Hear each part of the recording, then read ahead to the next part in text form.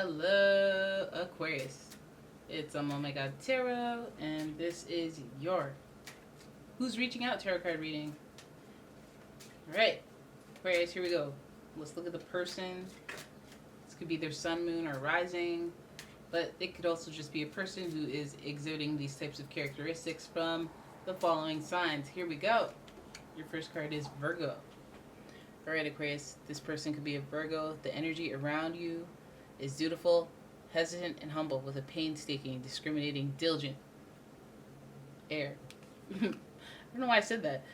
With a discriminating, diligent, and painstaking air. Right? So it could be a Virgo, and you know how Virgos are. Very perfectionist, very critical, very beautiful, very well put together. But a hot mess on the inside because they're so sensitive and critical. So then you could be dealing with a Sagittarius. The energy imbues power, superior confidence, and enthusiasm, with faith, good fortune, and authority. And then finally we have, okay, so Sagittarius, they're broad-minded people, okay? They do everything in the spirit of adventure and fun. They like to know why. They like to know the meaning of life. They like to take things a little further than just regular. You know, they like to think big. And they like to be free. They like to travel. They like to experience things. They like to live AF. Alright, so it could be one of those types of spirits.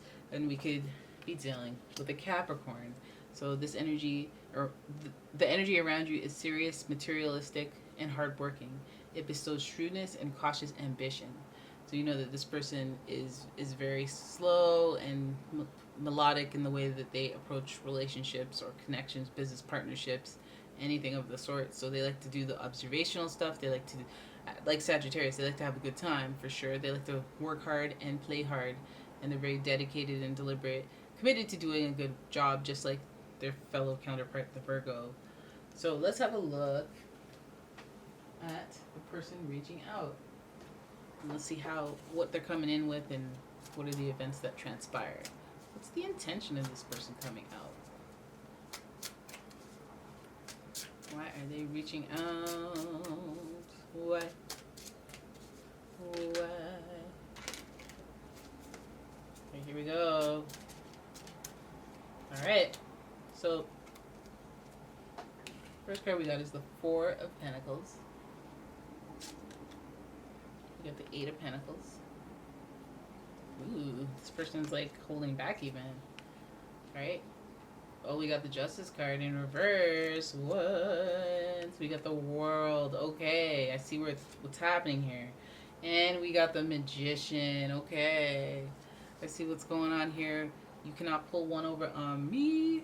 You cannot pull one over on me. Alright, Aquarius, you got the Four of Pentacles. This is somebody who is definitely holding back. They're being very conservative in their approach towards you. So you may not even see it as reaching out. You may see it as like randomly. This just like they're being very very delicate in the way that they approach you. Eight of Pentacles tells me that they're supposed to be focused on work. They're supposed to be narrowly focused on work, and they don't want to get distracted. So this could definitely be some sort of coworker, somebody that you're not supposed to mix pleasure with. On some level, this could be an earth sign, Virgo, Taurus, Capricorn. But this person is, they seem like they would be no nonsense, or they wouldn't be very like, hey, let's go for drinks. And like, they're very probably serious and distant, and just wanting to focus. So then we have the Justice cards, and I feel like they're wanting to focus on you because it may be considered foul play if they connect with you. So I don't know, do you know them? Are you an ex of their friend? Is there some type of, thing going on where they can't really connect with you or can't entertain it, where they'd rather redirect their focus to something else? I feel like it. I mean, this could be a Libra as well. The Justice card means it's a decision that is made that does not go in your favor. But as it relates to them, I feel like they're focusing on work, and then there's a decision that's not going to go in their favor. So that may be why they're not really engaging openly, loudly. You might get a hot and cold vibe from this person. And then we have the World card, and this is about personal transformation. And ultimately, this is what this person would have to do or consider if they wanted to pursue something with you. So it may be something that happens over a longer period of time where they get to know you, where they get to figure out or gauge whether or not it's worth it. Again, this World card is associated with Capricorn, but it's also hovering over Capricorn. So we know that the approach, again, slow, deliberate, and finessed, very much finessed.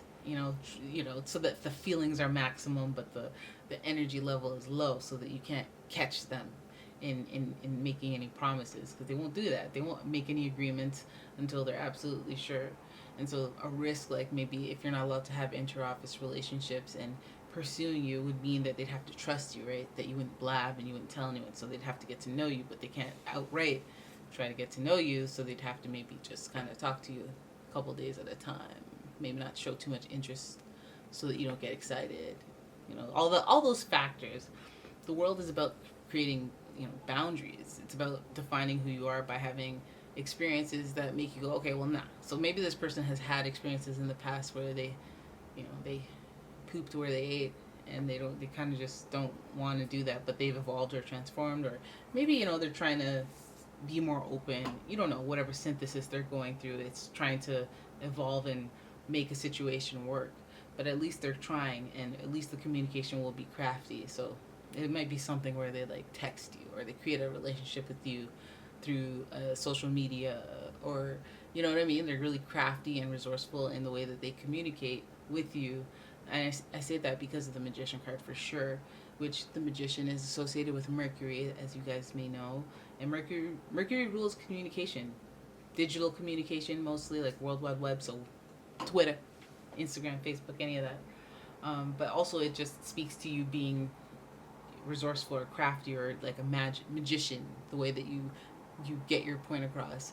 So just knowing, that's like anywhere from knowing what to say to the person that you're speaking to specifically, and to like having the knowledge to be able to articulate in not only intelligent dialogue, but like something that falls on the ears of people who will understand it, and taking responsibility and trying to finesse your speech so that you know what you're saying, or you know what you're talking about. And that definitely can be used in this scenario if you're wanting to connect with this person.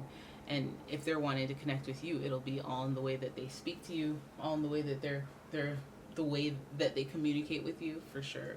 So very, maybe they take it levels, like they get you on a burner phone number, or they talk to you on a burner phone number so that you can't prove it's them, or until they slowly trust you. They might be a little unconventional, a little strange, but it's definitely as a result of experiences they've had. So I guess the more that you put time and effort into it and build trust, the more they'll open up about what that may be.